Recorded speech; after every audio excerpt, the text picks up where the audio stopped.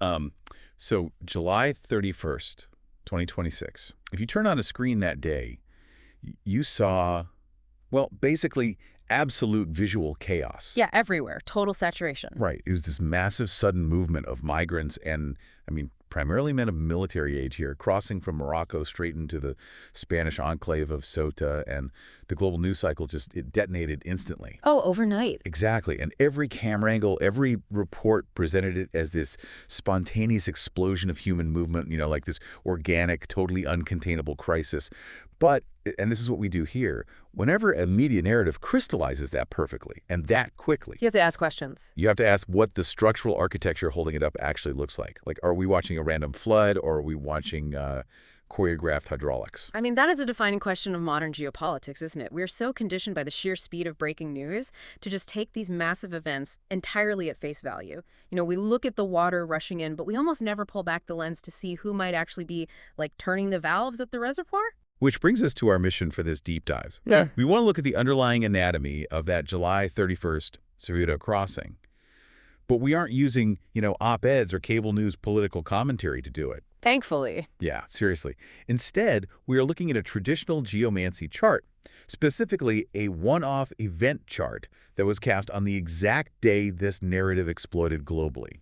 And for those of you who might be new to this, think of geomancy as like the earthier, more grounded cousin of astrology. That's a good way to put it. Yeah, so instead of looking up at the stars, it uses these 16 figures derived from dot patterns, and it places them into a 12-house chart. And what makes this tool so vital for an event like this is its total lack of bias. Right. It's pure math. Exactly. This chart doesn't watch cable news. It has no political affiliation, and it really doesn't care about our feelings. It just provides the cold, structural blueprint of the event. And before we get into it, I just need to state for you, the listener, we are absolutely not taking any political sides here. Our only job today is to act as translators and just impartially report what the traditional source material says. And that structural blueprint operates on a really specific logic. For a one-off event chart, the 12 houses don't represent a person's life, like, romance or career. They map the life cycle and the anatomy of the event itself. So it's literally the event's anatomy. Yes. So House 1 is the inciting incident, how it starts. House 7 is the adversary, the opposing force. House 10 shows the visible public impact and the response of authority. And House 8, that reveals the hidden costs. We are quite literally dissecting the physics of a headline. Okay, so looking at the chart, the first thing that jumps off the page for me before we even get into the individual houses is the repetition. This chart is dominated by a few very specific repeating geometric figures. Yeah, it's very striking. Right. And the one that immediately caught my eye is Puella, which translates to the girl, and it represents harmony, softness, diplomacy. Mm. But in this chart, Puella shows up in House 4, which is the ultimate ending or outcome of the event, and it also sits in House 8, the house in crisis and shared costs. Which is structurally fascinating. It's weird, right? It is. You have this concept of a crisis sharing the exact same Venusian accommodating soft energy as the ultimate resolution.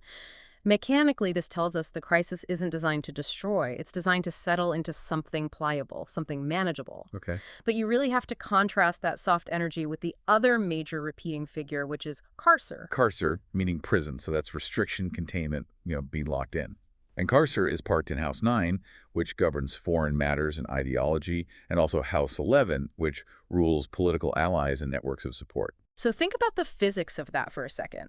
The foreign ideology driving the event and the political alliances providing cover for it, they are both bound by this rigid, immovable, restrictive energy. Wow. Right? They are a deliberately constructed container, so the crisis itself looks soft and accommodating, but the political and ideological framework surrounding it, it is essentially a fortress. Man.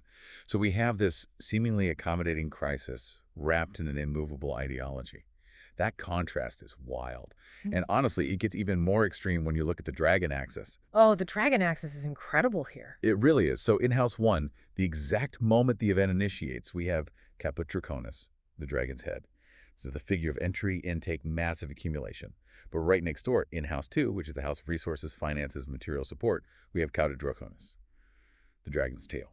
The exit, the purge, the ultimate drain. It is a violent, energetic split right at the threshold of the event. I mean, Caput Draconis in the first house means a doorway was actively thrown open. Not just cracked open.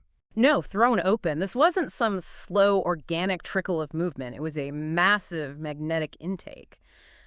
But, and here's the catch, the moment that energy enters, the material resources in House 2 immediately begin bleeding out the back door. Right. The physics of the chart basically show a massive intake valve attached directly to a shredded exhaust pipe. Okay, let's unpack this. Yeah. Because we need to follow that energy into the structural spine of the event. Right. Like you said, the angles houses 1, 10, 7, and 4 form the spine. We know house 1 is the open door. If we jump across the chart to house 7, the house of the opposing forces or the other party, we find the figure Pure the Boy. Pure Mars energy. Exactly. Aggressive, martial, sudden, very kinetic.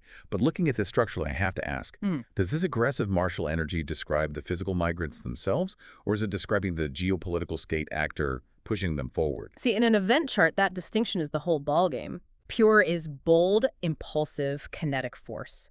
Now, given the demographics of this specific event, predominantly young men of military age crossing a border, it absolutely describes the physical actors executing the crossing on the ground. Okay, that makes sense. However, because it sits in the house of the adversary, it tells us something much deeper about the geopolitical reality. It suggests that whoever is opposing the host nation is utilizing the sudden, kinetic human energy explicitly as a martial tactic. Wow. So the movement of people is the weapon. Exactly. The movement itself is the tactic. So if the movement of people is a martial tactic, how does the host nation-like, the governing authority, actually respond? That brings us up to House 10, the House of Institutional Response and Public Impact.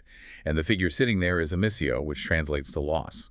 Mechanically, emissio is the figure of dispersal, depletion. It's literally the opening of the hand. So when it lands in the House of Institutional Authority during a border crisis, it is incredibly revealing. It means the governing response is characterized by things slipping through their fingers. The energy is dissipating. But wait, does emissio imply that the authorities are just incompetent, like they're just losing control? Or does it imply a deliberate surrender? Because, opening your hand can be an accident or it can be a totally conscious choice. And that is the brilliant nuance of emissio. It is the surrender of what cannot be held, but it often carries a Venusian quality of relief. Really? Relief? Yeah.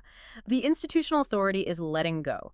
Whether that's through utter systemic failure or deliberate abdication, honestly, the practical result is the same. The governing structure steps aside and allows that martial force of power to disperse into the environment. Which perfectly explains why the event resolves the way it does. If we sweep down to House 4, the outcome of the matter, we are back to Puebla. An aggressive martial push from the adversary meets institutional surrender, and the whole thing just settles into a soft, accommodating new foundation. It's like the chaos isn't meant to burn the house down, it's meant to remodel it. Precisely. It's a renovation, not a demolition. And if we want to understand how that remodeling is actually being funded and managed, we need to look at the operational layers of the chart. We already established that House 2 is rapidly draining resources. So where is that energy going? Okay, yeah, look at House 5, the house of speculation, risk, secondary beneficiaries. The figure there is acquisitio. Gain. Expansion and profit. Right. So if all this resource energy is draining out of the host nation, someone else is actively acquiring it. Because someone always profits from chaos, and acquisitio confirms that there is a distinct secondary beneficiary accumulating leverage or literal capital from this dispersal. But, to pull that off, you need a highly coordinated ground game and a very controlled narrative. Which brings us to this crazy friction between the reality on the ground and what the public is actually being told. House 6 governs the operational layer, the logistics, the actual labor happening in the dirt. The ground game. Yeah, and the figure there is Fortuna Minor, or Lesser Fortune. It represents fast-moving, mobile solar energy. The actors executing the logistics are moving with extreme speed and tactical advantage. It's a sprint. But then look at House 3, which governs the media, communications, the public narrative. The figure sitting there is Tristitia, sorrow. Tristitia is a heavy Saturnine figure. It implies descent, delay, obscuration. So they're completely opposite energies. Exactly. If the ground operations are moving at a sprint, but the media narrative is heavy and delayed, it tells us the public messaging is completely detached from the physical reality. The communication environment is not transparent. It is deliberately slowed down, heavily filtered, and perhaps intentionally suppressed to obscure just how fast the ground game is moving. Okay, so if the narrative is being obscured, who is doing the obscuring? That leads us straight to House 12, the house of hidden enemies, secret operations, all the things deliberately concealed from the public. And the figure here is conjunctio, conjunction, connection, crossing paths. What does that specific placement suggest to you? I mean, it changes the entire profile of the event. Conjunctio is Mercury's figure. It's all about communication, linkage, joining disparate parties together. Finding conjunctio in the 12th house is like, I don't know, stumbling into a hidden server room in the basement of this chaotic building. That is a perfect analogy. Right, like this isn't just one rogue actor hiding in the shadows. This points directly to covert, networked coordination. Disparate groups are talking to each other, syncing up, and running logistics entirely out of sight. That is exactly the mechanism. Because a spontaneous crisis does not require a hidden server room. Conjunctio in the 12th house reviews that the apparent chaos is being managed by a hidden administrative network. Okay, so we have the ingredients. We see the open door, the Marshall tactic, the hidden networks, the institutional surrender. But how does this all bake together over time? To see the narrative arc of the event, we have to look at the chart's terminal figures. If the houses are the raw ingredients, the terminal figures are the oven. They show us how the event unfolds from start to finish. Right, and we begin with the right witness, which calculates the visible start of the event. The figure is Fortuna, Major, Greater Fortune. Huge energy. Massive. It's a dominant, highly favored beginning. It commands the entire stage and presents itself as an unstoppable force of nature. Total shock and awe. And then we move to the left witness, which represents the ongoing unfolding of the event. The figure is via the way, or the road, a figure of continuous, perpetual movement. Once this road is paved, the procession does not stop. It just keeps flowing. But, okay, here's where I have to heavily push back on the chart's logic. If the start is so dominant with Fortuna Major, and the flow is continuous with Via, how does the judge, which is the final verdict of the entire chart, end up being Fortuna Minor? Lesser fortune. Going from major to minor feels like a massive downgrade for whoever organized this. It is a downgrade, but it's a necessary one when you understand the mechanics of geopolitical pressure. Okay, how so? Fortuna Minor is rapid, intense, but ultimately temporary. It lacks deep, permanent roots. What the judge is telling us is that this event functions like a flash flood. It surges with overwhelming power at the start. That's your Fortuna Major. It carves a continuous channel with Via, but the ultimate victory is strictly tactical. The floodwaters dissipate. The orchestrators achieve a very specific, localized goal, but they don't achieve permanent, unassailable global dominance from this single event. A flash flood. You use the water to smash down a specific barrier, but you don't expect the water to stay at the high water mark forever. Exactly. And that brings us perfectly to the Reconciler, the figure that represents the long-term aftermath once the water recedes. And we are right back to Puella, the soft, accommodating new normal. The flood washes through, the ground softens, and the new landscape is highly agreeable to the very people who opened the floodgates. And the chart mathematically proves that this was the intention all along. If we look at the way of points, which tracks where the kinetic energy of the chart actually concentrates, it lands in House 6, the operational logistics. That's where the physical work is happening. But if we calculate the part of spirit, which reveals the hidden psychological motive and intention behind the event, it lands in House 4. And the part of fortune, showing the actual material payoff in the real world, lands in House 8, also Puella. It is a profound structural alignment. The hidden intention and the worldly result are aiming at the exact same Venusian resolution. They want the outcome and the crisis to be comfortable, managed, and accommodating to their interests. But who is they? Up to this point, we've just been looking at geomantic figures. But to find out who actually holds the leverage, like the real power in this architecture, we have to apply an astrological layer. Yes. For this, we use an astro-geomantic overlay, traditionally known as the Gerard de Cremona method, though, just for historical accuracy, modern scholarship more accurately attributes it to Gerardo Sabianetta. But essentially, it maps planetary dignities onto the geomantic houses, and that provides us with a secondary, incredibly revealing layer of judgment regarding who actually holds the power. So here's where it gets really interesting. Let's walk through the mechanics of these placements, because this is where the chart totally tips its hand. Back at House 1, the inception of the event, Gerard maps Mars, Carcer, and Cauda Draconis into the sign of Pisces. Right. And to understand this, you have to understand the mechanics of astrological dignity. Think of essential dignity like real estate. If a planet is in its home sign, its domicile, it is like a homeowner. It has resources, comfort, total control over its environment. But in Pisces, Mars has no major dignity. It is adrift in a boundless ocean. Oh, wow. So at the very beginning of the event, we have Mars aggression and force operating without a clear strategic direction of its own. It is simply draining out via Cauda Draconis through a structure of confinement, carcer. It perfectly describes a mass of people being physically pushed without possessing their own high-level strategic command. They are the kinetic energy, not the architects. Precisely. Wow. Okay, and in House 6, the operational actors on the ground, we have Venus and Mars mapped to Leo. Leo is the sign of the stage, of visibility and display. Having Venus and Mars here means the operational execution on the ground is highly theatrical. The people running the logistics want to be seen. There is a performative quality to how the crisis is being managed on the ground. And then in House 7, the adversary opposing the host nation, we have the Sun in Virgo. Virgo is analytical, precise, obsessed with details. The Sun here doesn't have major dignity, but it operates with a service-oriented, highly calculated focus. The adversary isn't wild or reactive. They are running spreadsheets. Running spreadsheets. Yeah. That is terrifying. Okay, in House 9, governing the ideological narrative, we find Jupiter and Caput Draconis in Scorpio. Jupiter wants to expand, and Caput Draconis amplifies that expansion. Scorpio provides intensity, secrecy, and fixed determination.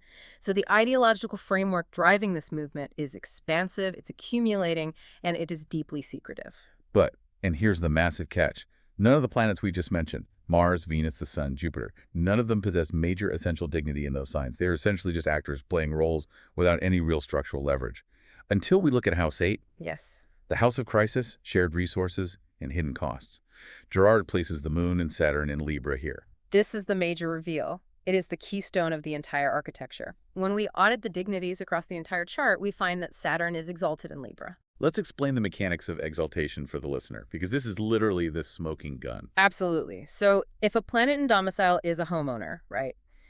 A planet in exaltation is an honored, revered guest of state. Like VIP treatment. Exactly. They are treated like royalty, given the absolute best resources, and elevated to a position of supreme leverage. It is arguably the strongest functional placement a planet can have. Saturn is the lord of structure, authority, restriction, time, and boundaries. And in this chart, Saturn in Libra is the only planet operating with major essential dignity. Meaning Saturn is the only entity in the chart that actually holds the master keys. Exactly. The dominant structural force of this entire event is operating from a position of absolute, unassailable strength, but it is entirely hidden away in the 8th house of crisis and invisible costs. Unreal. The public is meant to look at the chaotic, undignified Mars in Pisces at the border, the flash flood. But the real control, the entity actually turning the valves, is an exalted Saturn operating in the shadows, perfectly managing the weight and measure of the crisis. So what does this all mean? Let's pull all this evidence together for you. Yeah. What is the structural blueprint actually telling us about the July 31st Ceuta crossing? We have a massive, seemingly unstoppable intake of martial energy Caput Draconis and Poor, meeting an authority that deliberately opens its hand and lets go, which is Amicio. Right. The public media narrative is obscured and delayed, Tristitia, while disparate actors coordinate in a hidden server room conjunctio in House 12. Perfect summary. The crisis ultimately settles into a soft, accommodating new normal, Puella, and someone absolutely profits from the structural drain with Acquisitio. But the most important piece of the puzzle is that all of this apparent chaos is secretly anchored by an exalted Saturn, a master of structure and boundaries, pulling the strings from inside the House of Crisis. When you look at the mechanics, the verdict is just undeniable. If an intelligence analyst hypothesized that this massive movement of people was not a spontaneous organic tragedy, but rather a highly orchestrated, choreographed geopolitical event designed to force a specific outcome, well, this geomantic chart overwhelmingly validates that hypothesis. The chaos is a managed tool. And as this event continues to unfold and ripple through the geopolitical landscape, what are the specific red flags the chart tells us to watch out for? Two very clear warnings emerge here. First, Via acting as the left witness. This means the road that was opened on July 31st is now a structural reality. It is a paved conduit for continuous flow, and it will not be closed easily or quickly. Right, it's there now. Exactly. Second, you cannot hide an exalted Saturn forever. The networked coordination in House 12 and the massive structural authority in House 8 are currently obscured.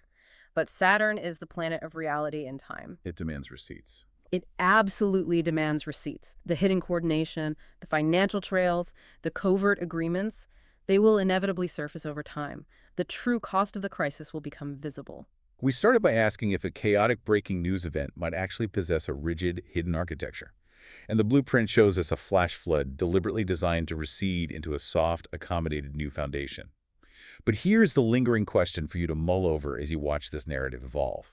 If an unstoppable flow of chaos is being covertly managed into a comfortable resolution, exactly who gets to be comfortable in the aftermath? And when the hidden receipts finally come due, what is the true cost of making this the new normal? Until next time, keep looking beneath the surface.